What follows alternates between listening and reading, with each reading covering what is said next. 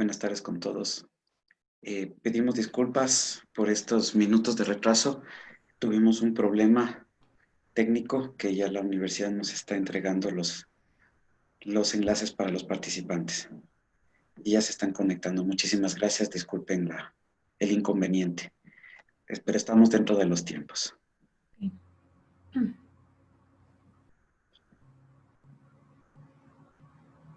Sí, Arina, no se logra conectar.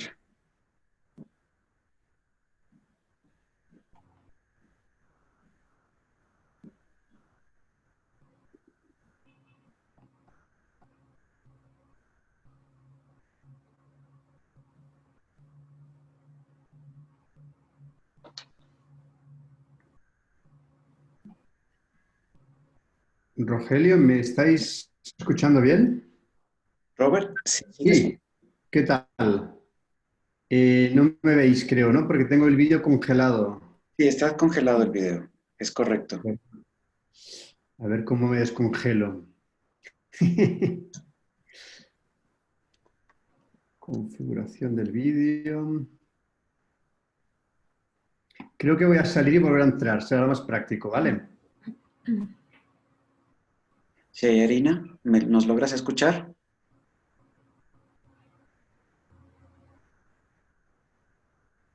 Sí, yo Listo. Ahora sí estás como panelista, Shearina. Perdón, ¿prendes tu audio? Perfecto. La tecnología. Bienvenidos todos de nuevo, bienvenidos a la siguiente etapa de las conferencias del día de hoy, eje temático, territorio y patrimonio. Damos inicio a estas primeras ponencias, conferencias. Por favor, Shearina, haz los honores. No se te escuche el audio. No se te escuche el audio, por favor. Eso. ahora sí. Ahora sí. Bueno, muchísimas gracias. Buenas tardes. Buenas tardes, Rogelio, Gabriela. Para mí es un placer presentarles a nuestra siguiente ponente, la máster Gabriela Naranjo, quien ha obtenido su título de máster en Teoría y Práctica del Proyecto de Arquitectura por la Universidad Politécnica de Cataluña, Barcelona. Es arquitecta por la Pontificia Universidad Católica del Ecuador. Es un gusto. Cuenta además con una especialización en Historia y Crítica de la Arquitectura y el Urbanismo otorgado por la Universidad de Buenos Aires y tenemos el placer de contarla entre nuestras docentes a tiempo completo en las ramas de Taller Teoría e Historia de la Arquitectura, Dibujo, Análisis y Crítica. En el campo de la difusión, entre sus obras más representativas y sus aportes en congresos nacionales e internacionales, podemos resaltar las conferencias de la morfología de la calle a la compactación urbana, estrategias aplicadas en una propuesta para el eje del tren en Quito, presentada en el 2019 en México, del encargo particular a la solución universal 2019 Casa Rensor, presentada en Ibarra también en el año 2019, y generación de criterios para definición y clasificación del espacio público abierto en Ecuador también en 2019. Con todos nosotros tenemos el gusto de escuchar a la máster Gabriela Naranjo. Por favor. Gracias, Está Shai. compartido para que puedas transmitir. Ok, ¿me confirman, por favor, que ya puedan ver la presentación? Se está proyectando. Muchas gracias. Ya, muchas gracias. Bueno, primero que nada, buenas tardes con todos. El día de hoy yo les voy a hablar sobre la situación del espacio público abierto en las ciudades de Quito, Cuenca e Ibarra. Esta ponencia sale gracias a un proyecto de investigación que se realiza gracias a la PUSE Matriz en Quito y se hace también en conjunto con la PUSE, con la sede Ibarra y con la Universidad de Cuenca. También esta investigación es parte del grupo SIT, Sostenibilidad, Innovación y Tecnología, un grupo de investigación de la Facultad de Arquitectura de la PUSE, y lo que ven ahí somos parte del equipo y las diferentes líneas que manejamos como investigación. Voy a iniciar comentando que el proyecto sobre espacios públicos abiertos, o el EPA-EC como lo llamamos nosotros, lleva ya 2 años y medio de ejecución y se lo ha llevado a cabo gracias a 2 investigaciones. La primera, que fue un estudio comparativo de inventario, distribución y evaluación del espacio público abierto en Quito, Cuenca e Ibarra, y que se hizo con las personas que ven ahora ustedes en la fotografía, parte de Cuenca, Quito y también un chileno. Y la segunda investigación, que está actualmente en curso, y esta trata sobre los retos y potencialidades del espacio público abierto en las mismas 3 ciudades y con un equipo un poquito más amplio que en la fase 1. ¿Cuál es el objetivo de nuestra investigación? En un principio fue el determinar la cantidad de suelo designado como espacio público, su distribución y calidad en las 3 ciudades de estudio, Quito, Cuenca y Ibarra, generar un diagnóstico comparativo del espacio público entre estas diferentes zonas urbanas que además tienen distintos tamaños en el Ecuador, para que en una segunda etapa, que es la que estamos ahora cursando, podamos hacer un estudio de percepción que permita determinar qué porciones de suelo son potenciales de espacios públicos. Para cumplir nuestro objetivo, iniciamos por entender algunos aspectos generales, si se quiere, del espacio público. Primero la definición, luego la clasificación tipológica, luego la cantidad de suelo que está destinada a este bien ciudadano, luego la distribución y proximidad, y luego la calidad. Como ven en gris, la percepción y potencialidad son justamente lo que está en proceso ahora en esta parte del proyecto. Voy a iniciar contándoles sobre la definición y la clasificación tipológica. Para entender de inicio en nuestro estudio, iniciamos por buscar a qué se llama espacio público en el Ecuador. Y nos encontramos que en los documentos oficiales y normativos no existe un consenso. Es decir, hay tantas definiciones de espacio público como documentos que se puedan encontrar. Y por lo tanto, esta ambigüedad lo que está causando es que dependiendo de la ciudad o dependiendo del documento que cada uno de nosotros consulte, un mismo espacio puede ser considerado espacio público o puede que para otro documento no sea considerado espacio público. Por lo tanto, nuestra búsqueda se expandió a la literatura internacional.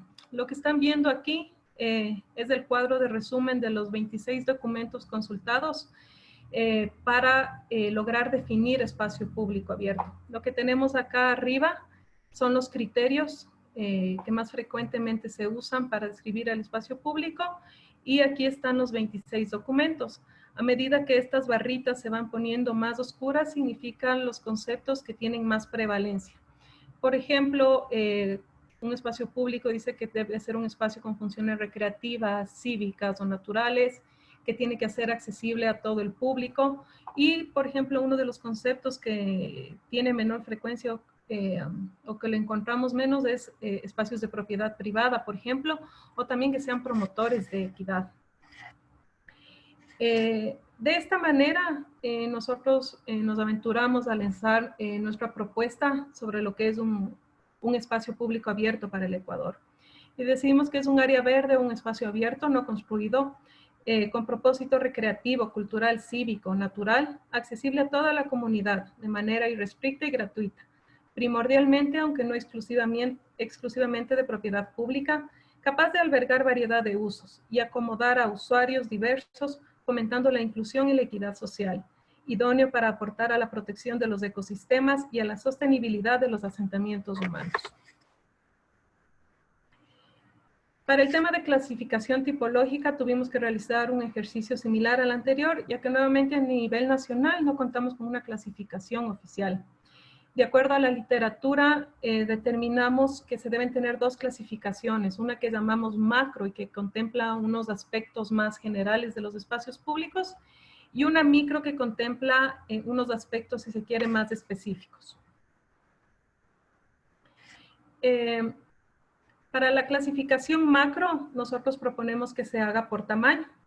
Y contemplamos, en este caso, 6 tipos de espacios públicos. Los EPAs que le llamamos de bolsillo, los barriales, los sectoriales, los zonales, los EPAs de escala urbana o los metropolitanos, y obviamente pusimos unos tamaños. Esto todo, aunque se consultó en literatura internacional, todo está ajustado a nuestra realidad, ¿no?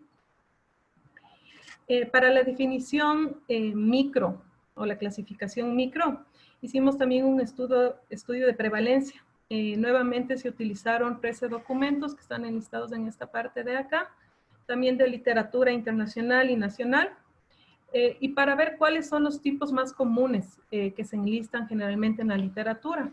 De nuevo, a medida que el gris se hace más oscuro, son los más utilizados y vemos que el parque y la plaza son los tipos más comunes de espacio público, mientras, por ejemplo, que áreas residenciales o atrios comerciales son los menos frecuentes.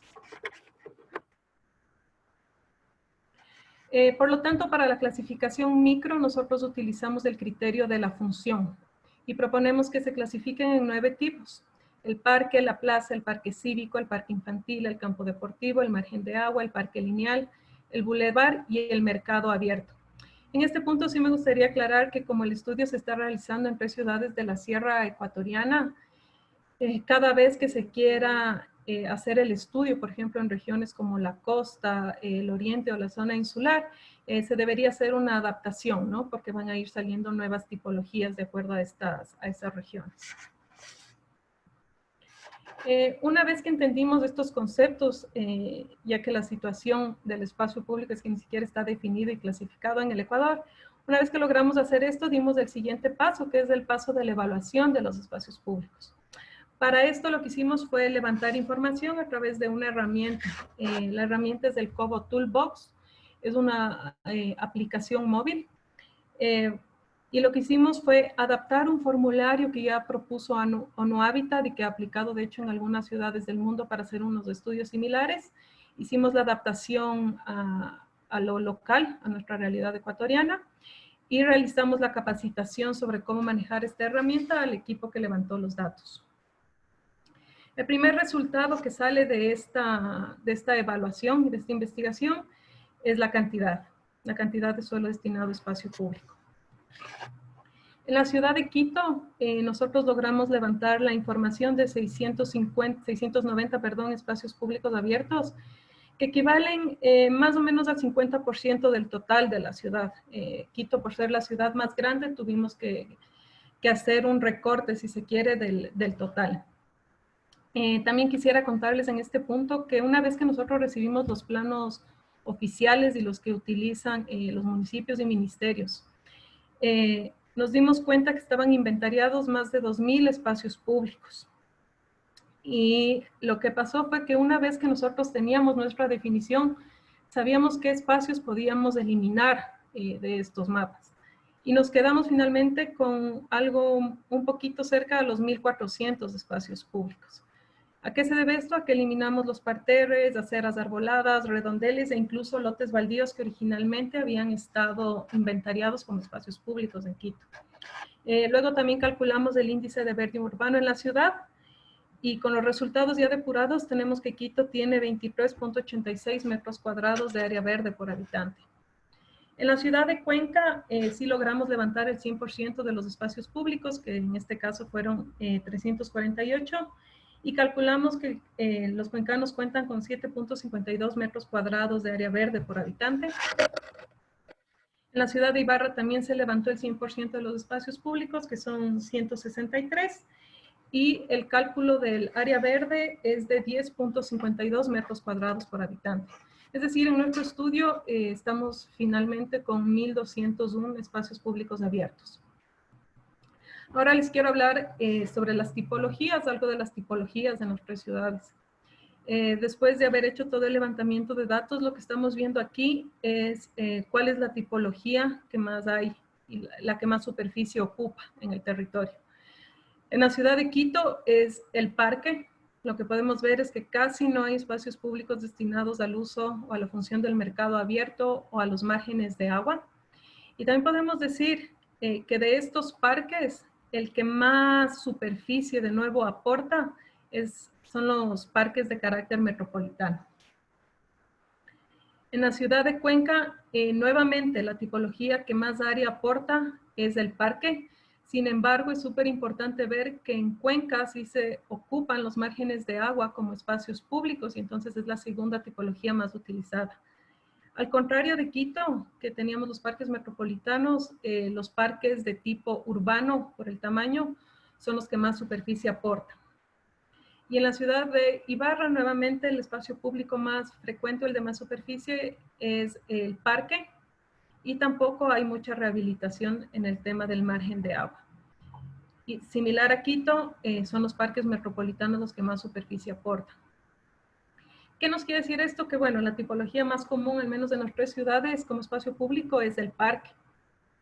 Pero un poquito alarmante es que sea el parque de tipo metropolitano el que más superficie.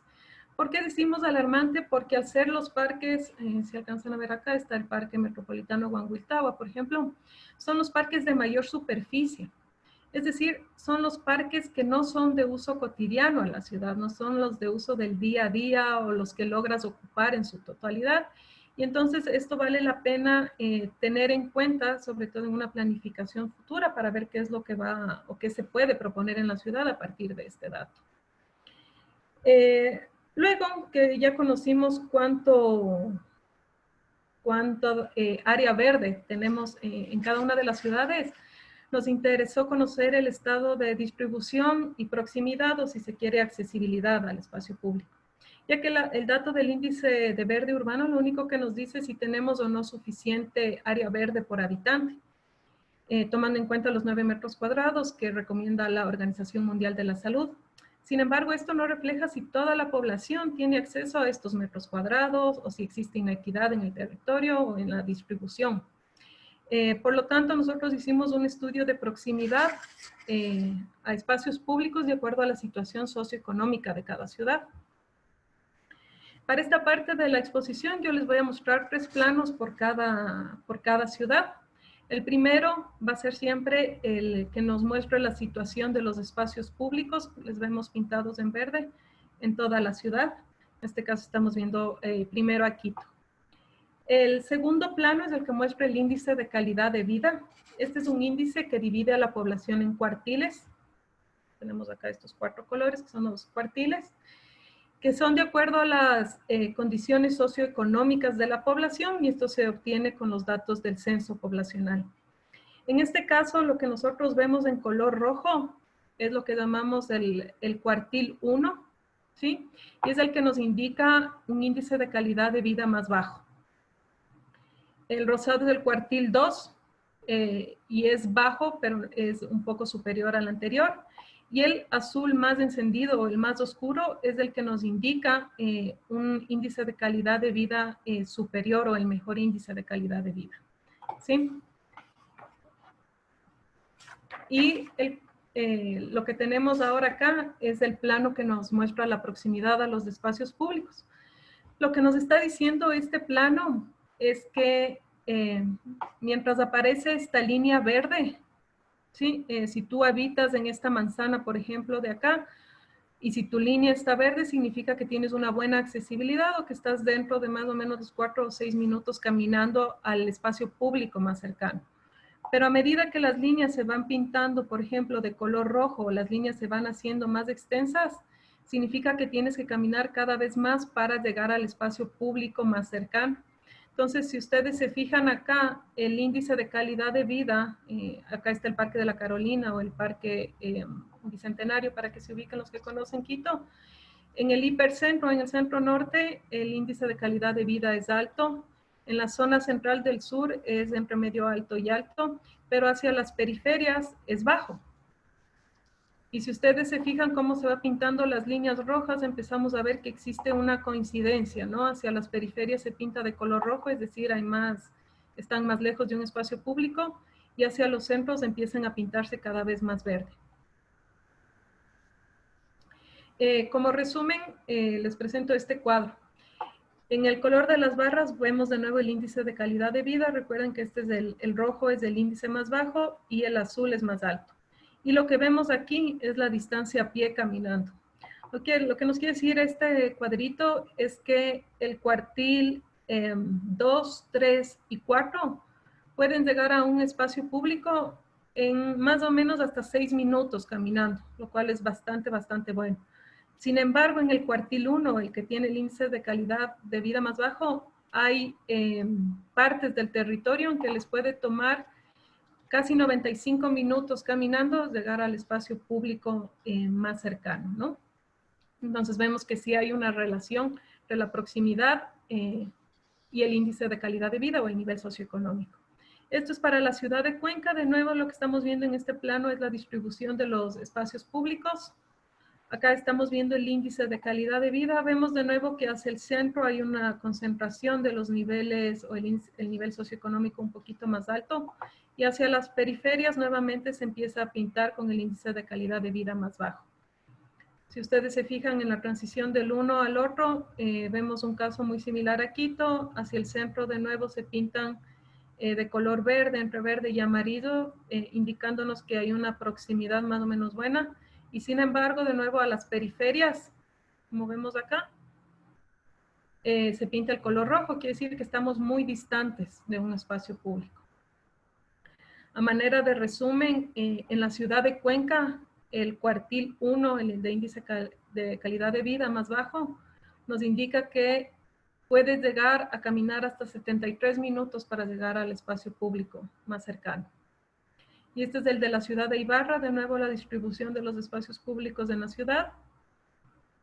El índice de calidad de vida que muestra una situación muy similar a la de Cuenca y a la de Quito, concentrando en la parte central los ICBs más altos, medios altos, y de nuevo en las periferias los ICBs más bajos. Y pues con los resultados nuevamente similares a las otras dos ciudades, concentrando en el centro la proximidad y en las periferias pues estás más lejos, ¿no?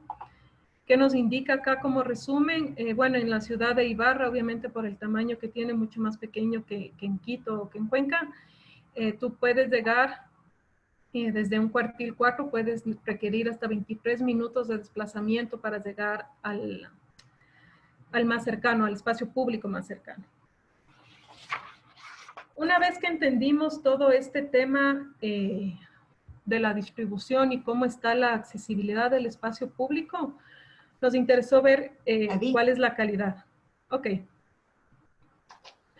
Para la calidad lo que hicimos fue, de todo el levantamiento de datos que hicimos, sacar unas dimensiones y variables que nos permitan medir justamente los temas de calidad. En este caso escogimos 7 dimensiones que son la inclusión, las actividades significativas, el confort, la seguridad, el agrado, la accesibilidad y las comodidades, y 42 variables que se distribuyen entre estas diferentes dimensiones. Acá está de nuevo el índice de calidad de vida. Acá lo único que les quiero contar que se ve un poquito diferente al anterior es que para este estudio sí tuvimos, obviamente, como estos resultados salen directamente de la evaluación. Recuerden que en Quito levantamos apenas el 50% de espacios públicos. Entonces no vemos pintado todo Quito, sino vemos pintadas las manzanas que se sirven directamente de los espacios públicos y por eso vemos algunas que están en blanco, ¿no? La calidad del espacio público, mientras más verde se hace la mancha, significa que tu manzana está servida de un espacio público de calidad, y cuando se hace rojo, pues que tienes un espacio público con menor calidad, y vemos una tendencia similar al de proximidad, ¿no? Y este gráfico de acá nos muestra el resumen. Cuando vemos este color más morado, quiere decir que tienes el ICB más bajo y la calidad más baja, ¿sí? Y entonces de nuevo empiezan a pintarse en las periferias. Y por ejemplo, acá en la zona del hipercentro o del centro norte, tenemos estos tonos más rosas, que significa que tienes un ICB alto con una calidad de espacio público media. Lo que estamos viendo es aquí el resultado por los 4 cuartiles. Recordemos que el cuartil 1 es el índice de calidad de vida o el nivel socioeconómico más bajo, y el 4 es más alto. Lo que vemos en Quito es que siempre hay la tendencia a que a manera que subimos de cuartil, también sube la valoración. Entonces, por ejemplo, en inclusión pasamos de un punto 17 a un punto 23. Y en todas las dimensiones, siempre el cuartil 4 es mejor valorado en aspectos de calidad. Para la ciudad de Cuenca no me detengo en el ICB, que ya lo vimos. La calidad de espacios públicos, de nuevo pintando en color turquesa los espacios de mejor calidad, las manzanas que están servidas de espacios de mejor calidad, y de nuevo en los tonos morados las zonas que empiezan a tener un poquito más de conflicto. En Cuenca es curioso porque hay un par de dimensiones donde el cuartil 1 está mejor valorado que el cuartil 4. Es decir, espacios públicos que están dentro de zonas con un nivel socioeconómico más bajo tienen a veces mejor calidad que las que están ubicadas, por ejemplo, en un nivel socioeconómico más alto. Este es el de Ibarra, el índice de calidad de vida que ya lo vimos, la calidad de los espacios públicos y de nuevo cómo se van pintando las periferias indicándonos que hay baja calidad y que hay un bajo índice de calidad de vida. Lo que vemos acá, nuevamente las barras, un comportamiento exactamente igual al de Quito, es decir, a medida que tu nivel económico es más alto, la calidad de espacios públicos a los que tú tienes acceso también son más altos. Para concluir esto, lo que quería contarles es que el Ecuador tiene un marco regulatorio en cuanto a espacio público bastante débil. No tenemos, como les digo, ni siquiera una definición y unas tipologías. Por lo tanto, hacer los estudios o acordar marcos de regulación se hace cada vez más conflictivo. Entonces, sugerimos que se empiece a tomar en cuenta estas definiciones y estas tipologías. ¿Qué es lo que nos va a permitir? Que cada vez se hagan propuestas y estudios mejor informados, ¿no? En cuanto al acceso al espacio público, estamos viendo que está directamente relacionado al nivel socioeconómico. Eso quiere decir que estamos en las 3 ciudades promoviendo una situación de inequidad. ¿Qué es lo que se sugiere? Pues sugerimos que obviamente los municipios tomen en cuenta estos estudios para ver en términos de planificación cómo se puede mejorar esta situación. También estamos viendo que la calidad de los espacios públicos viene ligada a tu nivel socioeconómico. Por lo tanto, de nuevo, el espacio público que debería ser el cohesionador social o un espacio de equidad, pues no está funcionando como tal y está de hecho abriendo más brechas, ¿no? Quisiéramos recalcar que el espacio público está jugando un rol fundamental en las ciudades y por lo tanto entender la situación que tiene el espacio público y no quedarnos en el tema tibio del índice de verde urbano que nos da unos números irreales. Es súper importante comprenderlo, insisto, con miras a la planificación y al Quito, al Cuenca y al Ibarra que vamos a querer en un futuro. Gracias. Muchas gracias, Gaby, por tu presentación. Tenemos algunas preguntas, muchos saludos del público, pero bueno, vamos a dar preferencia a las preguntas. Para hilar un poco el tema, me voy a permitir alterar el orden de la llegada. María Mercedes Andrade pregunta si la definición de espacio público abierto viene en contraposición a otra de espacio público cerrado. Sí, lo que pasa es que en la literatura también podemos encontrar espacios públicos cerrados. Por ejemplo, podrían ser estadios, incluso podrían ser las mismas bibliotecas. Entonces, nuestro estudio como se centra en el espacio público abierto, por eso es que le ponemos el espacio público no construido, para marcar la diferencia entre el que es cerrado y el que es abierto.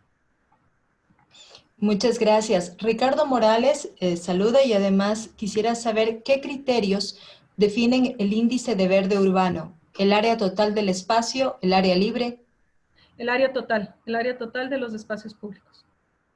Gracias. Marcelo León consulta, ¿cómo hacer para que los espacios públicos contengan los principios de identidad, participación, apropiación y que no terminen en lugares inseguros, descontextualizados y con poco mantenimiento? Bueno, justamente como les contaba en esta segunda parte de la segunda investigación de espacios públicos, vamos a hacer el estudio de percepción que se va a hacer a través de, bueno, les cuento que se va a hacer a través de un levantamiento de encuestas en los espacios públicos, justamente para lo que dices, cuánto pesa la identidad, cuánto pesa la cultura, incluso cómo te sientes tú en un espacio público. Estos indicadores lo que nos van a decir es cómo empezar a diseñar espacios públicos de calidad y que provoquen que la gente se apropie. Por ejemplo, el tema de inseguridad, que me parece que estaba dentro de la pregunta para no ubicar espacios públicos en lugares inseguros. Más bien se trata de que el espacio público, bien tratado, bien planificado, lo que puede hacer es transformar esa zona que está actualmente, por ejemplo, con unos índices altos de robos o de inseguridad. Ese es el objetivo de una buena planificación de espacio público. Bueno, muchas gracias. Tenemos 2 preguntas más, te las digo juntas para cumplir con el tiempo. Bien, pues. Diana Rodríguez pregunta qué criterios se han considerado para obtener el índice de calidad de vida, y Ricardo Morales considera que, dice, me parece que es una investigación complementaria, se podría abordar los mecanismos de producción de suelo público y su flexibilización en el tiempo producto de las presiones de lucro urbanizador. Ok. Para el índice de calidad de vida se tomaron, esto de hecho no es un índice que creamos nosotros, sino es un índice que propone Daniela Orellana, y no me acuerdo el nombre, pero es Osorio, la otra persona, que son dos investigadores del Data Lab en Cuenca. Ellos tienen el estudio sobre el índice de calidad de vida, y lo que hacen ellos es filtrar algunos datos del censo. Por ejemplo, cuando te preguntan a ti en el censo cuál es tu educación, por ejemplo, o si tienes en tu casa, no me acuerdo si es, por ejemplo, una refrigeradora, un televisor, o cuál es tu ingreso promedio. Entonces, todos estos datos, ellos lo que hacen es calcular y generar este índice de calidad de vida. Que si en algún momento se les ofrece, les puedo compartir, no le tengo a la mano acá el nombre del documento donde está explicado por las mismas personas, ¿no? Y los autores que hacen este estudio.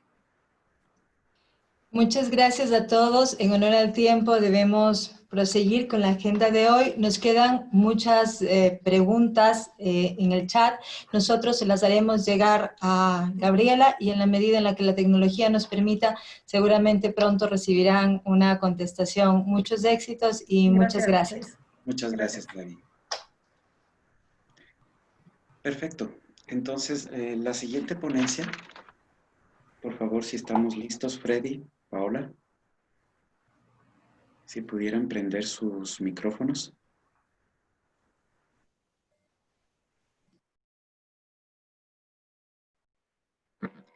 Buenas tardes, ¿nos escuchan? Sí, te escuchamos. Bueno, mil disculpas que no contamos con cámara, pero aquí estamos.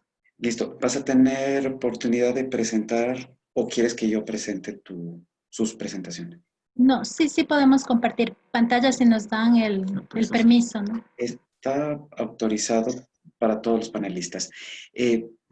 Voy a hacer yo la presentación para ustedes. Gracias. Listo. Sí.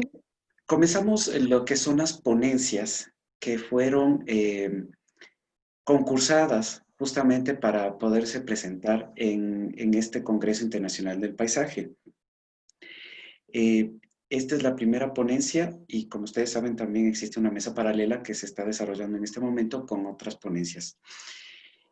Damos la bienvenida a Freddy Mena Mora y a Paola Cristina Vallejo Choes con el nombre de la ponencia: Análisis y valoración de la calidad paisajística de la ciudad intermedia como aporte a la gestión territorial de los gobiernos locales municipales.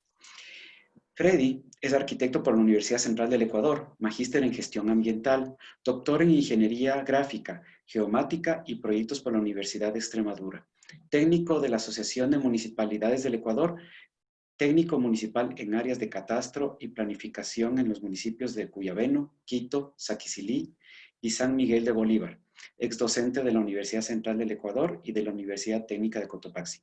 Desarrolla su trabajo en las líneas de investigación, gestión municipal, urbanismo, ordenamiento territorial, sistemas de información geográfica y paisaje. Consultor en planes de desarrollo, ordenamiento territorial, uso y gestión del suelo. Paola es arquitecta por la Universidad Central del Ecuador, magíster en conservación y administración de bienes culturales. Doctora en ingeniería gráfica, geomática y proyectos por la Universidad de Extremadura. Se ha desempeñado como subdecana y docente de la Facultad de Arquitectura de la Universidad Tecnológica Equinoccial, ex docente de la Universidad Central del Ecuador, actualmente docente de la carrera de Arquitectura en la Pontificia Universidad Católica del Ecuador. Desarrolla su trabajo en las líneas de investigación, movilidad urbana sostenible, patrimonio y cultura. Consultora en temas de patrimonio cultural, planes de desarrollo, ordenamiento territorial, uso y gestión de suelo. Les damos la bienvenida.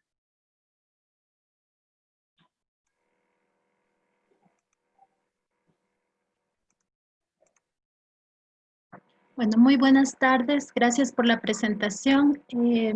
Sí, esperamos que este sea un aporte para todos y esperamos poder solventar y cubrir las expectativas de ustedes, ¿no? Muchas gracias.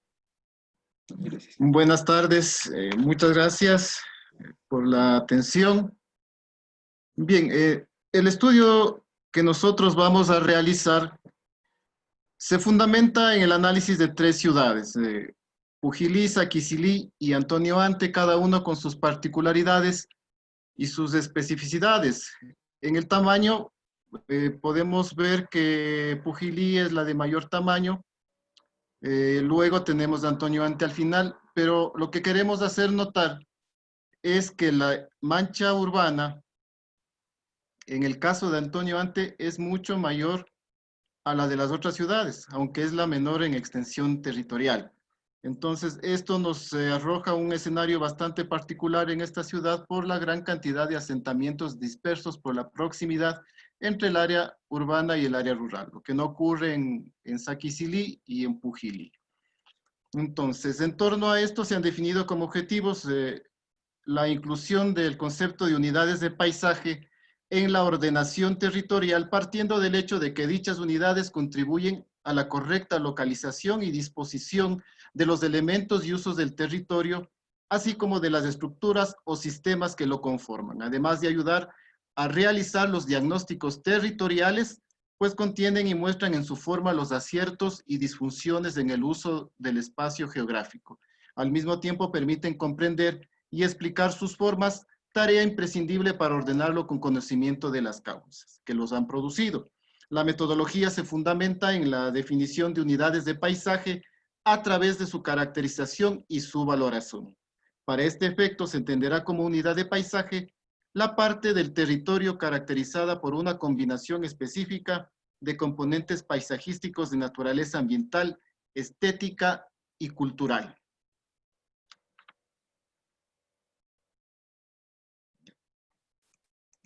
Queremos hacer una comparación entre lo que establece la Ley Orgánica de Ordenamiento Territorial, Uso y Gestión de Suelo y la metodología que se ha aplicado para estos estudios de caso. Entonces, dentro de la LOTU se establece claramente que para la elaboración de los planes de uso y gestión de suelo se definen 2 grandes componentes, un estructurante y un urbanístico. Dentro del componente urbanístico, para la definición de los polígonos de intervención territorial, uno de los elementos a analizar está precisamente la caracterización paisajística ambiental. La ley establece dentro de su articulado que los estándares urbanísticos deberán definir la protección y aprovechamiento del paisaje entre sus varios componentes, así como suprimir o mitigar los impactos negativos que se tengan sobre el paisaje.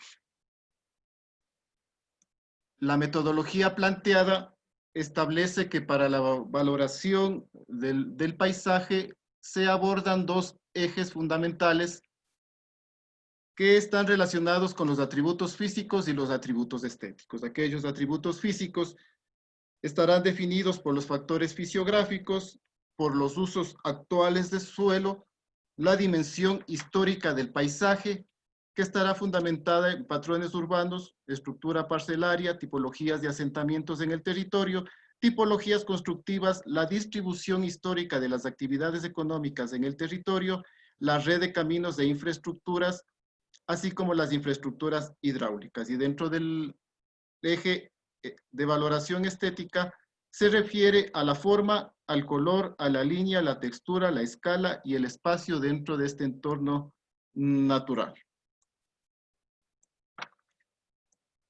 Bueno, a diferencia de la ponencia anterior, nosotros hemos realizado este estudio hemos buscado ciudades intermedias. En este caso, la ciudad intermedia tiene de alguna forma tiene un papel mejor de relación como centros servidores de bienes y servicios, como centros administrativos, menor competitividad económica, articulan el territorio a través de sus redes de infraestructura a nivel local y nacional, lo que les dan gran importancia.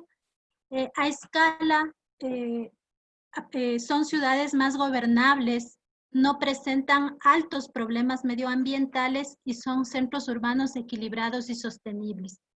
La ciudad intermedia articula el territorio. En ese sentido, hay que tener una nueva visión hacia esta ciudad, debido a que cumplen el rol de eliminar cargas sobre estas grandes ciudades, sobre estas grandes metrópolis. Se han tomado, los estudios que se han desarrollado se han hecho en Pujilí, en Saquicilí y en Antonio Ante.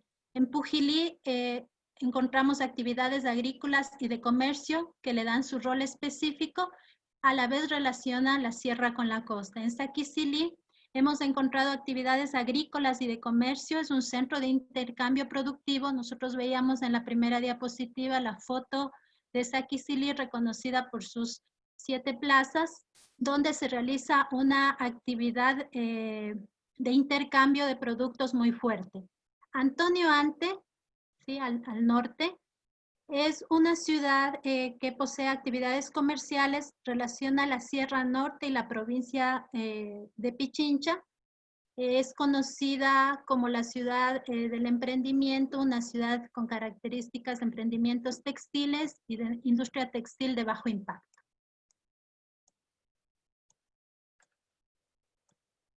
Las unidades de paisaje, de alguna forma el estudio las considera como porciones de territorio de características similares. De ahí que tienen un mismo carácter basado fundamentalmente en 4 componentes. El primero es el componente que estructura el territorio. Por ejemplo, los montes, la red de caminos, los ríos, las cuencas fluviales son elementos que van a estructurar y le dan definición a este territorio. Los elementos que determinan su utilización, entendidos como suelos agrícolas, suelos forestales o urbanos, que dan lugar a diferencias de percepción, ya que este elemento, la utilización del elemento, la utilización del territorio, posee diferentes texturas paisajísticas que se pueden apreciar. El tercer elemento son las dinámicas, las cuales contribuyen en la actualidad a modelar una imagen de la ciudad. Y el cuarto elemento es la tradición, es la cultura, ¿no? Son relaciones histórico-culturales que establece la población, entre la población con el paisaje. Aquí podemos determinar proximidad, vínculos emocionales, sentimientos de pertenencia. Para cada una de estas unidades de paisaje se han definido objetivos de calidad paisajística una vez hecha la valoración y su cualificación, entendiendo pues que para cada una de ellas se define un objetivo de calidad paisajística que con carácter genérico deberá ser de protección, gestión, ordenación o una combinación de todos estos. La definición de los objetivos de calidad paisajística deberá hacerse teniendo en cuenta las aspiraciones de la población, para lo cual es oportuno incluir siempre preguntas dirigidas a cumplir este fin en los procesos respectivos de consulta pública y a las valoraciones obtenidas en todo este proceso. Freddy, 2 minutos. Ya. Como resultados de este proceso, para Saquicilí se han definido 4 unidades de paisaje. Un paisaje urbano en el centro localizado, un paisaje industrial, un paisaje agrícola y un paisaje agrícola natural. Para definir cada uno de ellos se han establecido las respectivas cualidades paisajísticas, se han definido aquellos elementos que degradan cada una de estas unidades y cuáles son los potenciales entre recursos paisajísticos culturales y los recursos paisajísticos ambientales. En el caso de la ciudad de Pujilí, de acuerdo a la metodología, se establecen 7 unidades de paisaje, cada una definida dentro de una área específica de acuerdo a la delimitación actual. En estos 2 casos, la valoración arroja que su calidad visual oscila entre una calidad visual baja y media. Es decir, que debido a las actividades fundamentalmente antrópicas, desorden en las actividades comerciales de producción, el deterioro y la no conservación del patrimonio edificado hace precisamente que se encaje dentro de estos dos niveles de calidad visual. En el caso de Antonio Ante, se tiene, es un estudio que todavía no se lo concluye, sin embargo, de acuerdo al estudio que se está llevando adelante de la formulación del plan de uso y gestión de suelo, se han definido los polígonos de intervención territorial en el área rural. La idea es convalidar la metodología actual que establece la ley vigente con la metodología de formulación de objetivos de valoración de la calidad del paisaje y establecer un aporte hacia esta normativa que se encuentra vigente. Como conclusiones, podemos detallar que la metodología aplicada para la evaluación del paisaje permite el establecimiento de clases de gestión del paisaje. El carácter del paisaje viene determinado principalmente por 4 elementos básicos que ya habíamos indicado, como son la forma, línea, color y la textura, cuyo análisis determinará su variedad. La evaluación de la calidad identificará de forma sistemática en todo el paisaje los impactos visuales, potenciales asociados con las actuaciones de predecir y estimar su magnitud de afectación a la calidad del paisaje. Con la aplicación de estos programas se pretende mitigar los problemas ambientales de la ciudad ocasionados por la dispersión de los asentamientos humanos a través de acciones preventivas que impliquen un bajo costo económico y un impacto positivo en la población. Finalmente, la delimitación de unidades de paisaje dentro del territorio permite visualizar a la ciudad más cerca y entender su comportamiento en el transcurso del tiempo, permitiendo de esta manera al gobierno local planificar eficazmente. Muchas gracias. Eso es la presentación que teníamos por hoy. Muchísimas gracias. Muchas gracias, Freddy. Muchas gracias, Paola. Qué bestia. Los tiempos en el Internet es una locura. Pero tenemos que avanzar. Les pido mil disculpas. Tengo un mensaje por interno para que yo les sé llegar a ustedes, ¿sí? Pero vamos a tener que ya dar inicio aquí a Robert de Pau en la siguiente segunda ponencia. Yo les envío por interno, ¿de acuerdo? Muchísimas gracias. Robert. Gracias. Un gusto. Hasta luego. Muy buenas tardes, Robert. Vamos a dar inicio con su ponencia. Yo le voy a presentar. Listo, ya lo encontré. Bueno, Robert de Pau Solé, espero haber pronunciado su nombre correctamente, es arquitecto superior y máster en arquitectura de la Escuela Técnica Superior de Arquitectura de Barcelona, de la Universidad Politécnica de Cataluña, revalidado en la Universidad de Sao Paulo en el 2015. Beca programa Erasmus Mundus, también de TU de Holanda. CEO, del despacho internacional de Pau Architecture, con sedes en Barcelona y Sao Paulo. Especialista en el sector público, sus proyectos trabajan con la adaptación al cambio climático y construyen resiliencia a través de la transformación de territorios, diseño urbano, arquitectura del paisaje, equipamientos públicos y restauración del patrimonio histórico con experiencias construidas en Europa, América Latina y África. Profesor de arquitectura del paisaje y conferencista invitado en las universidades europeas y americanas. Premio FAD Ciudad y Paisaje en Barcelona 2019 con el proyecto del Paseo Marítimo del Prat de Llobregat en Barcelona. Sus proyectos han sido seleccionados para la Bienal de Arquitectura de Venecia en 2016 y en 2018 para el Pabellón de España y el Pabellón de Brasil respectivamente. Además, sus proyectos han sido publicados en los principales medios especializados. Robert va a darnos la ponencia con el título Desafíos en la rehabilitación urbana y ambiental del Parque Lagoas do Norte en Teresina, Brasil. Discúlpenme el portugués.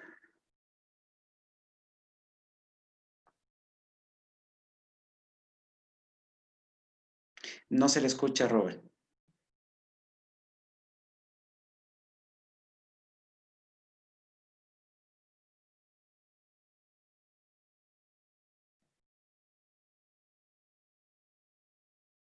Yo le puedo prender el audio. ¿Está Creo prendido su audio? creo que ahora sí, ¿verdad? Sí. Perfecto. No, decía que muchísimas gracias por la invitación. Estoy encantado de estar aquí con ustedes, con todos vosotros, en una iniciativa tan necesaria como es un evento de estas características. Les voy a presentar un proyecto que hicimos en Brasil. Es un proyecto promocionado por el Ayuntamiento de Teresina, Piauí, en el nordeste brasileño, con financiamiento del Banco Mundial. ¿De acuerdo? Entonces, quiero empezar muy brevemente con unos conceptos que nosotros barajamos en nuestros proyectos y donde, especialmente en proyectos de este tamaño, como el que voy a presentar, que se trata de trabajar en un territorio que tiene aproximadamente 1.300 hectáreas, donde se juntan variables de muchas características y donde, por ejemplo, empezando por el primer punto, de valorizar la memoria histórica de los lugares, es un punto importante, digamos, los orígenes de los locales donde se originan los primeros asentamientos urbanos.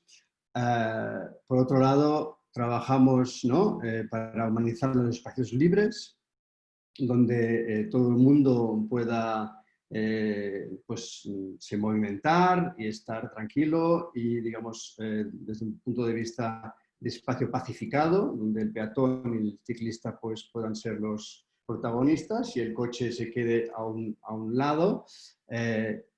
Proyectar ciudades inclusivas donde todo el mundo se vea representado, en el sentido de que no hayan barreras arquitectónicas.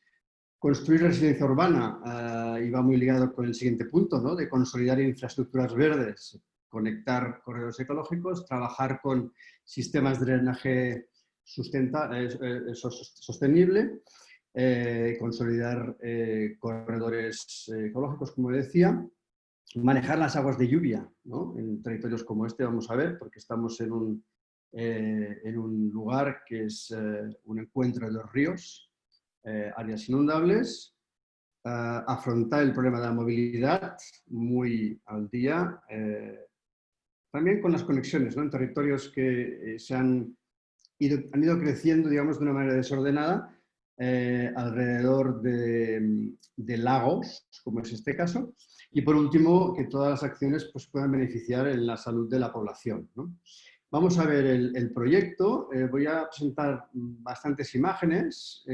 Voy a intentar ir rápido para que, quien quiera pueda cuestionar, hacer preguntas, etcétera. Voy a estar cronometrarme aquí. Tengo menos minutos porque ya empecé. Vamos allá. Estamos en un terreno, en un lugar, digamos, con estas condiciones. Son fotos muy rápidas para contextualizar. Donde la precariedad, digamos, de las viviendas, queda reflejado en esta fotografía. Son construcciones que se han ido construyendo alrededor de lagos, construcciones que, digamos, han ido ocupando el lugar para tener, con ansias, digamos, de ampliar horizontes a nivel de patios, a nivel de construcciones. Tenemos que tener en cuenta que son familias que viven juntas, viven no solo el núcleo familiar principal, sino con hermanos, con hijos, etc. Y un lugar donde es importante la cerámica, digamos a nivel de atractivo turístico. Un lugar donde no existe colecta de alcantarilla, las aguas grises y negras discurren directamente por la calle.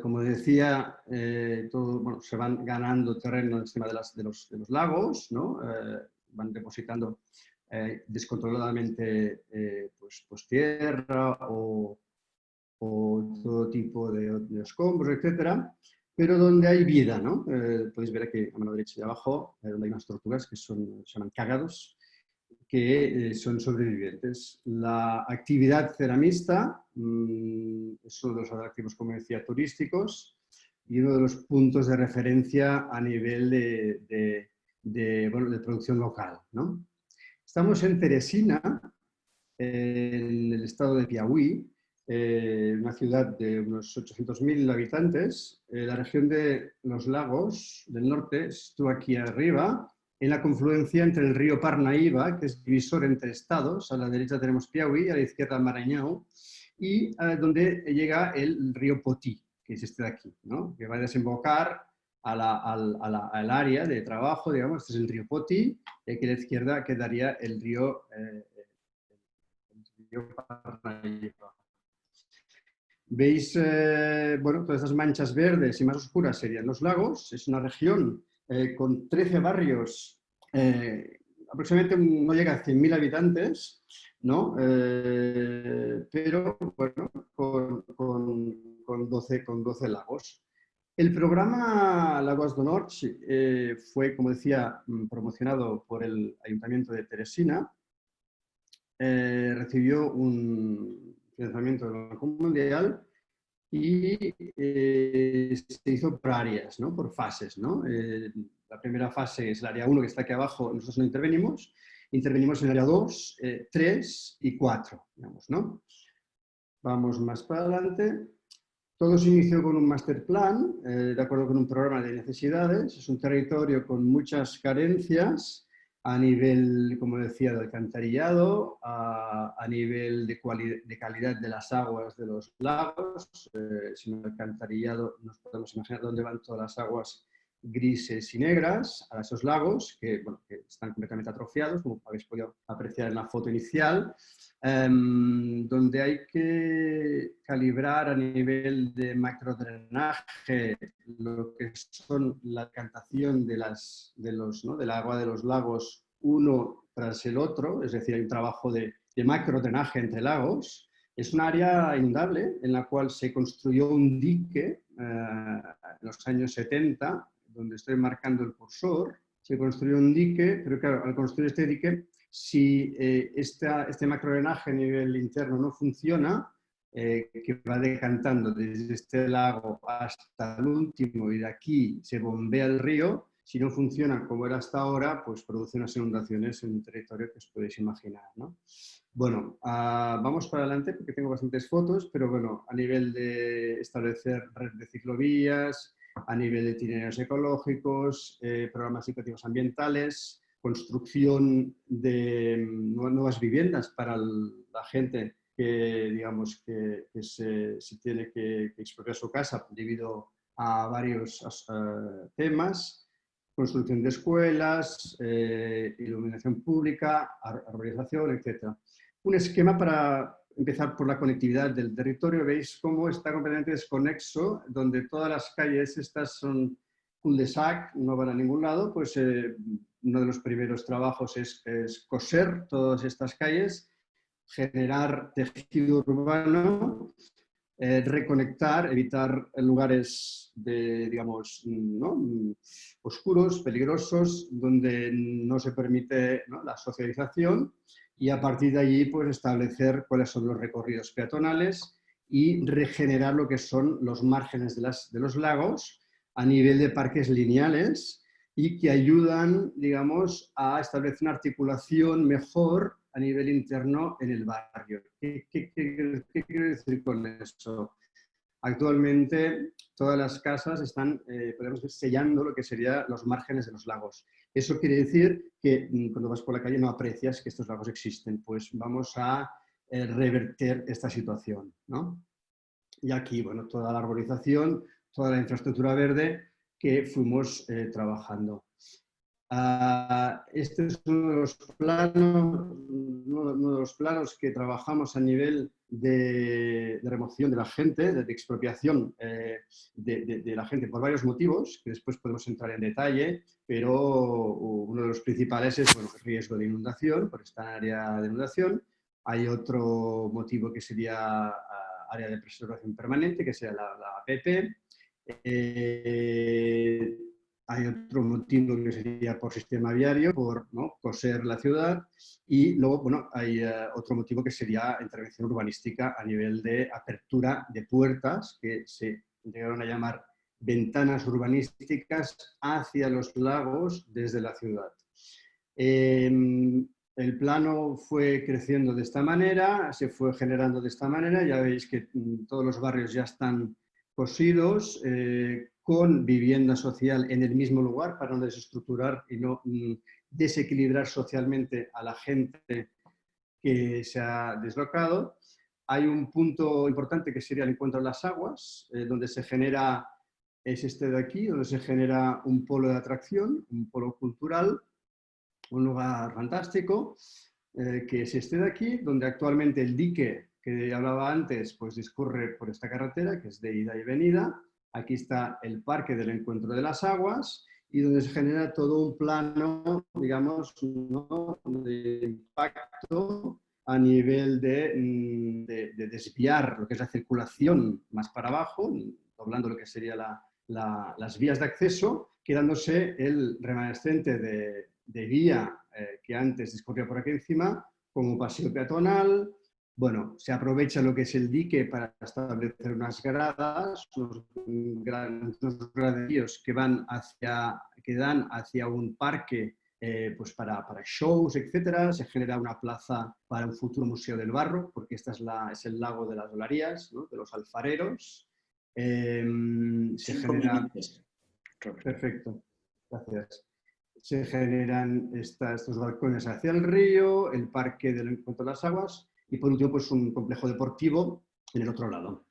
Esto sería el plano topográfico y algunas imágenes de referencia, ¿no?, del lugar donde estaba hablando ahora, donde se incorpora pues un centro una posibilidad para centro de conversiones para viabilizar económicamente también el mantenimiento de esos lugares. Fuente interactiva, el área de shows, ¿no? Podéis apreciar arriba el estado actual y abajo la perspectiva de cómo será, el paseo encima del dique. Se propone un mirador hacia el encuentro de los ríos y esta imagen, por ejemplo, da para ver que ¿no?, lo sellado, ¿no?, el perímetro que tiene la ciudad respecto a los lagos. Aquí hay un lago, aquí hay otro. Estamos viendo 4 lagos. La operación hace como que se abren, ¿no?, en ciertos lugares esas ventanas urbanísticas, ¿no? Vamos allá. Aquí el impacto de la gente que hay que remover y algunas imágenes de antes y después con perspectivas de trabajo muy rápidas. Por ejemplo, este es un canal donde se hace accesible con vegetación, con paseos, pavimentos. Esto es uno de los lagos. Este es otro lago. Por ejemplo, aquí existía pues un lugar para lanzar escombros discriminadamente, ¿no?, como podéis ver en esta foto. Abajo está la perspectiva con todo el complejo deportivo que se está construyendo en este momento. Realmente sí, el tiempo se está acabando. Aquí tenemos el complejo de las nuevas viviendas, las plazas públicas con todo tipo de generación de espacio, más permeable, más impermeable, los centros administrativos para los parques y, bueno, ya por último, la escuela. Una escuela para 1.200 alumnos, una escuela de tiempo integral. Digamos que hemos tenido la oportunidad de generar esta escuela en un proyecto que, ¿no?, dentro de un parque que también hemos generado nosotros, con lo cual hemos podido integrar esta escuela dentro de este ámbito. Y por último acabo con esta foto, con estas perspectivas, que, bueno, con la educación, ¿no?, que es muy importante para estas zonas. Y bueno, la última, de hecho, es esta, donde ya se puede ver que ya se está ejecutando el plan por fases, digamos, ¿no?, porque es muy grande y poco a poco se va ejecutando. Muchas gracias por vuestra atención. No sé si tengo unos minutitos para preguntas o si no. Muchísimas gracias. Sí, bueno, un minuto. La verdad es que el tiempo ha sido implacable en esta metodología de trabajo. Aquí me están escribiendo Marcelo León. Se ha considerado la articulación de los parches o teselas a través de corredores ecológicos y a su vez estos insertándolos al interior del centro poblado para generar continuidad en la conectividad de la biodiversidad existente. Sí, por supuesto. Esto se ha hecho, como decía, en la foto esta. si se puede apreciar bien, donde, por ejemplo, si podéis ver esta calle aquí y estas casas de aquí, sin más, pasamos a la foto siguiente y vemos cómo se conecta todo lo que es este lago, que es el agua de Yacaré, a través de una acera, que no es una acera convencional, es una acera larga, es una acera ancha, una acera plaza, que combina con esta otra acera plaza que a su vez conecta con este lago y al final, donde estamos esas casas, conecta con otra plaza, ¿no? Que, digamos, también con plantación exhaustiva de arbolado, trabajo de lo que son los márgenes, ¿no? de los lagos y, bueno, veis que todas ¿no? Todas las plantaciones de árboles, etcétera, están interconectadas. Por no hablar de que, lógicamente, con la implantación de alcantarillado público, estos lagos, ¿no? Poco a poco van a recuperar sus condiciones de limpieza. La naturaleza es sabia, ¿no? Sabemos que cuando, ¿no?, se deja tranquila la naturaleza, y estos días lo estamos viendo, la naturaleza poco a poco va retomando sus equilibrios. Y que duda cabe que también con las plantaciones que hicimos en los bordes, o que nos propusimos para los bordes, por los márgenes de los lagos, a nivel de cañizo, etcétera, pues también inducíamos bueno, al filtrado ¿no? y a la mejora de la calidad de esa agua y, por consecuencia, pues a la atracción de especies, ¿no? de fauna, y a ayudar a la flora a que pueda polinizarse mejor ¿no? y establecerse mejor sin barreras, ¿no? Correcto. Listo. Sí, me parece muy interesante su propuesta, me he quedado enamorado del proyecto, lo voy a ver a más a profundidad. Las otras preguntas se las haré llegar a su correo. Perfecto. Por motivos de tiempo, seguimos con la siguiente ponencia, por favor. Dejamos de compartir la pantalla. Muchísimas gracias, Robert. Gracias a vosotros. Razón. Listo. Como ustedes vieron seguramente en el cronograma de actividades hubo un cambio. La ponencia 1 se pasó a la 3 y la 3 a la 1 por unos problemas pues un requerimiento debido a que estaban los siguientes ponentes en otra ocupación, pero eso ya fue arreglado y agradecemos mucho a Freddy y Paola justamente por el cambio que se hizo. Tenemos ahora a la tercera ponencia, que se denomina el Proyecto del Paisaje como Adaptación al Cambio Climático del Distrito Metropolitano de Quito, una propuesta metodológica. Los ponentes son Ricardo da Cruz e Souza, espero haber pronunciado bien, y Ricardo Porreca. Ricardo da Cruz e Souza es arquitecto paisajista por la Universidad de Évora, Portugal, máster en arquitectura paisajista por la Universidad de California, Berkeley, PhD en urbanismo por la Universidad Federal de Río de Janeiro, experiencia como profesor en universidades de Estados Unidos, México, Panamá, Colombia, Ecuador y Brasil.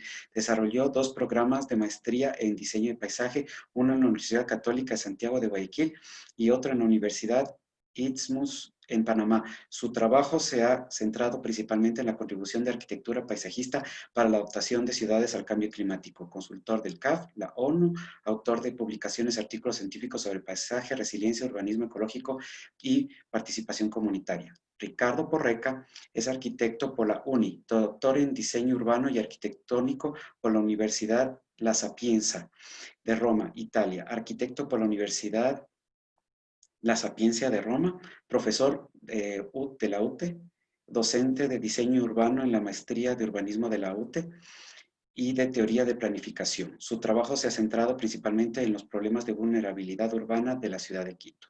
Es autor de publicaciones y artículos científicos sobre humanismo sostenible, expansión urbana, built environment, espacio público, escala humana. Muchísimas gracias.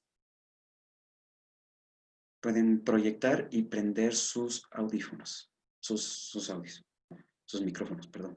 Gracias, Rogelio. Creo que Ricardo compartirá la pantalla.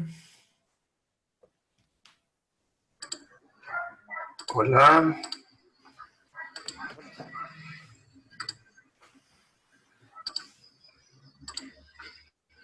No sé si me escuchan. Sí, le estamos escuchando muy bien y ya vemos su proyección. Muchas gracias. Perfecto, muchas gracias a ustedes por la invitación. A ver, esta presentación es una pequeña parte de nuestra investigación sobre el proyecto del paisaje y del cambio climático que se inició justamente en la UTE hace un par de años. Y les voy a hablar aquí de esa pequeña parte que nos propusimos a presentar. Bueno, el abordaje al proyecto del paisaje contemporáneo evolucionó con los procesos de industrialización y modernización de la sociedad y el desarrollo técnico-científico en búsqueda de progreso como sinónimo de mejores formas de producción y de crecimiento económico. Ese desarrollo, entre otras cosas, posibilitó la visualización del territorio desde arriba. Vemos en la imagen la fotografía aérea sacada de una cámara atada a un cometa en el inicio del siglo XX. Muestra San Francisco después del terremoto. Este desarrollo tecnológico permitió identificar patrones en el paisaje y estudiar sus relaciones, abriendo camino a la descubierta y a la ciencia del paisaje. Al mismo tiempo, con el surgimiento de la teoría de los sistemas en mediados del siglo XX, el proyecto del paisaje adoptó una visión sistémica. La teoría dictaba que para el análisis de los problemas habría que desmontar y aislar las partes y los procesos para después entender sus relaciones. Este abordaje se quedó como conocido también como la visión holística del paisaje. Bueno, debido al éxito de la sociedad industrial en proceso de modernización, hoy vivimos en una sociedad de riesgo, como todos podemos constatar con el formato de esta conferencia, ¿no? El cambio climático, nuevas enfermedades en pandemias, pérdida de biodiversidad, agotamiento y contaminación de los recursos naturales son amenazas provocadas por el humano. El riesgo climático viene destacándose por la cantidad de proyectos de lo que ahora reemplaza el concepto de sostenible en la retórica del discurso ecológico, el concepto de resiliente. La imagen es del proyecto BIG, ganador del concurso internacional de proyectos de hace 6 años, Rebuild by Design. Este concurso buscaba proyectos resilientes a los riesgos de incremento del nivel del mar, de tempestades y huracanes en la ciudad de Nueva York. Si bien se acuerdan, este interés surgió después de la devastación provocada por el huracán Sandy en la costa atlántica de los Estados Unidos. Pero, a nuestro ver, resiliencia en estos proyectos urbanos tiene las mismas suposiciones que sostenibilidad. Y aquí cito a Swingendal y Kaika cuando afirman que estos conceptos suponen, primero, la necesidad de un cambio tecnológico e institucional para garantizar la continuidad de la configuración social y político-económica existente. Es decir, el capitalismo neoliberal globalizado puede continuar por algún tiempo más. Segundo, el desarrollo de nuevas ecotecnologías es el camino para la construcción de ciudades sostenibles. Y tercero, la modernización ecológica basada en un abordaje ecotécnico, científico y en la lógica del mercado se convierte en una base ideológica para el populismo climático. La imagen del mismo proyecto para Nueva York muestra el detalle de la modernización ecológica. Como podemos ver, la propuesta infraestructural cubierta de una manta de lo que se puede llamar un espacio sostenible o resiliente. Así como dice Zizek, se proponen cambios a fin de garantizar que el mundo tal como lo conocemos permanezca fundamentalmente igual. Pero los riesgos climáticos para las ciudades andinas no son obviamente el incremento del nivel del mar o los huracanes, pero el deshielo de los glaciares y la escasez hídrica que se hace sentir en muchas partes.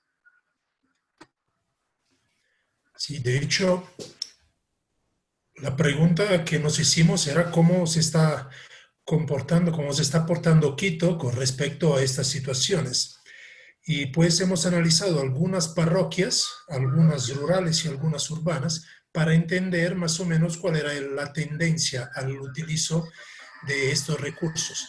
Básicamente, hemos visto que las parroquias rurales y periurbanas son las que obviamente tienen mayores recursos naturales, que interesan más este tipo de discursos, este tipo de temas.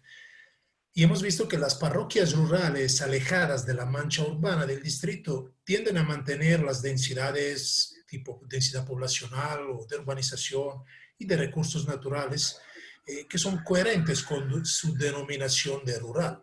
Mientras que en las parroquias periurbanas se presentan rasgos de un territorio que ya es en transición hacia lo urbano. Entonces eso deja algunas dudas sobre cómo estamos utilizando estos recursos, ¿sí? Así que las áreas periurbanas demuestran así una tendencia a la urbanización difusa y esto hace que se consuma el suelo por dispersión y generando una fragmentación del paisaje. Esta forma de urbanizar de una manera no densa y no eficiente cambia el paisaje, sea que sea un paisaje agrícola o de protección, y de forma no planificada y agota o contamina los recursos naturales, como por ejemplo el agua o el suelo mismo. Las parroquias como Calderón, como se ven en esta imagen y en la siguiente, que es ubicada en la franja periurbana de Quito y demuestra esta tendencia al crecimiento difuso que incrementa los riesgos climáticos, pues inciden negativamente en su ciclo hidrológico, por un lado, y aumenta la superficie impermeable por el otro. Y esto crea un aumento de la temperatura debido al efecto de isla de calor. Y eso se reflexiona a la última imagen que mi colega mostró, ¿no? Del aumento de la temperatura, que es algo preocupante. Así que el aumento del suelo impermeable en las áreas periurbanas, al igual que el cambio de uso de suelo, por ejemplo, de agrícola a residencial agrícola, como se ve en esta imagen, aumenta los riesgos climáticos en tema de producción de alimentos, de gestión del suelo, del agua y también manejo de residuos. El escenario futuro, entonces, es de alto riesgo para la producción agrícola, la cual se irá a afectar negativamente, entre otras cosas, por ejemplo, afectará el flujo de abastecimiento de la ciudad de Quito. Eso es uno de los riesgos que el cambio climático en realidad en las zonas periurbanas provoca, y hay una amplia literatura al respecto. El distrito metropolitano de Quito, aunque existan planos y estrategias locales y nacionales para mitigar y adaptar el territorio a la crisis climática, no tiene orientaciones de proyecto. En realidad, con la normativa existente, con la trayectoria de crecimiento neoliberal, la ciudad presenta rasgos como gigantismo, fragmentación, discontinuidad y privatización, entre otros, por lo que resulta difícil pensar actualmente resulta difícil pensar que de inmediato se pueda parar este crecimiento. Pero lo que se puede brindar, en cambio, de inmediato son herramientas para mejorar la gestión de los recursos a través de proyectos de paisaje. Bueno, nuestra propuesta metodológica de proyecto del paisaje parte de la propuesta de Nasauri Obdan de proceso patrón diseño. Diseño, a que nosotros llamamos proyecto, es la intención de cambiar, transformar el paisaje. Tenemos entonces estas tres fases, ¿no? Que son fases que vamos a explicar de seguida, pero no son fases como fase 1, 2 y 3, pero son fases complementarias de que se van retroalimentando continuamente.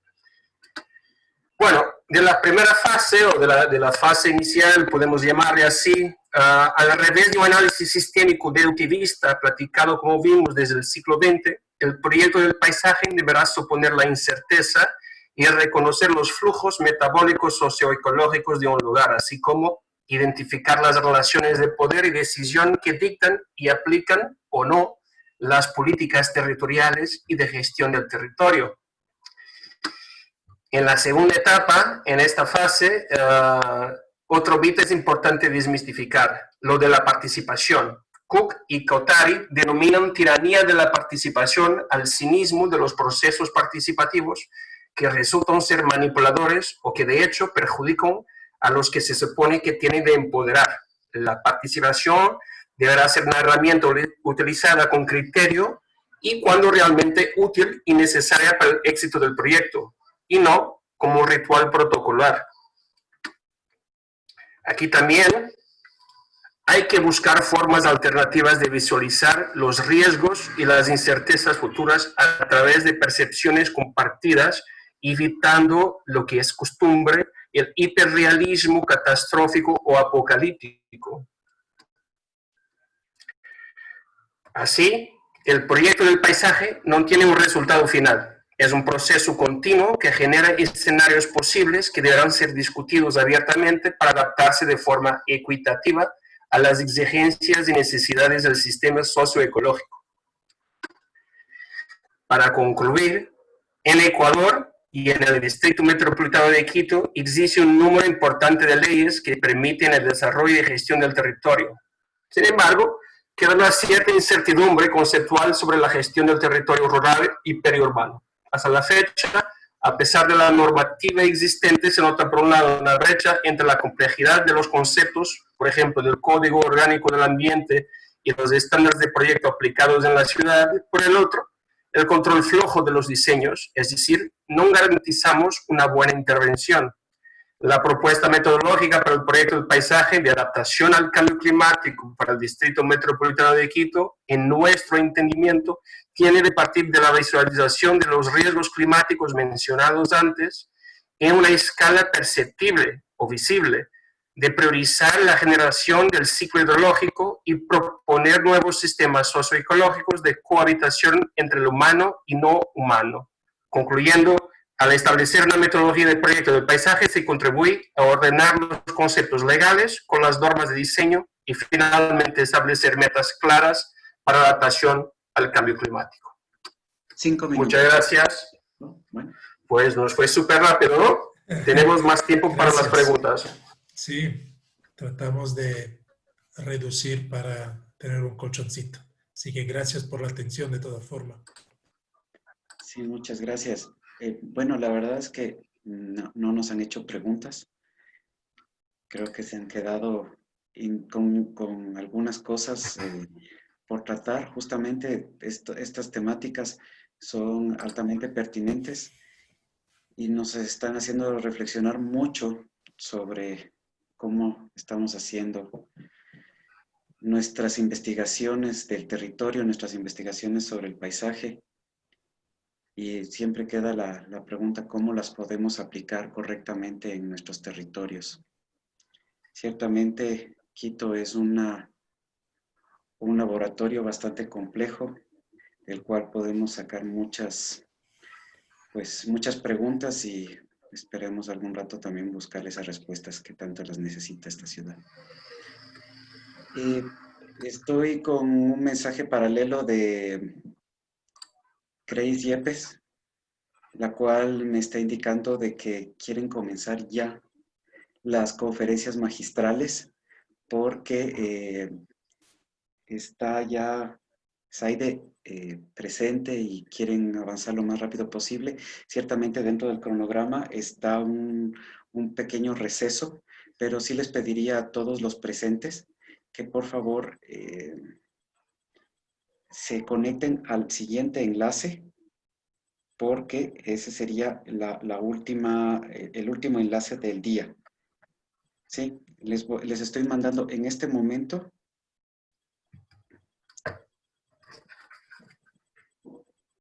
No sé si los lograron ver. Que sería la sesión webinar 4, ¿sí?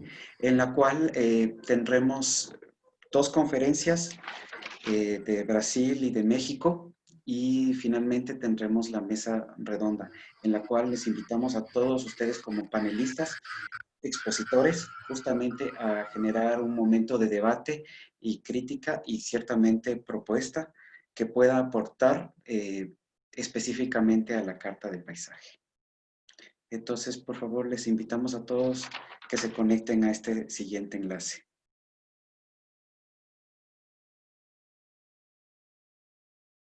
¿De acuerdo? Las preguntas puntuales que me llegaron, les voy a compartir a ustedes directamente, ¿de acuerdo? Listo, Tengo gracias. tres preguntas, pero yo les voy a enviar a ustedes, ¿de acuerdo? Gracias. Entonces, por favor, conéctense los tanto ponentes como los participantes visitantes de este webinario. Muchísimas gracias. Gracias, Chagarina, no se te escucha.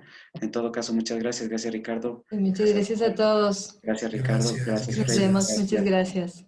Hasta luego. Gracias.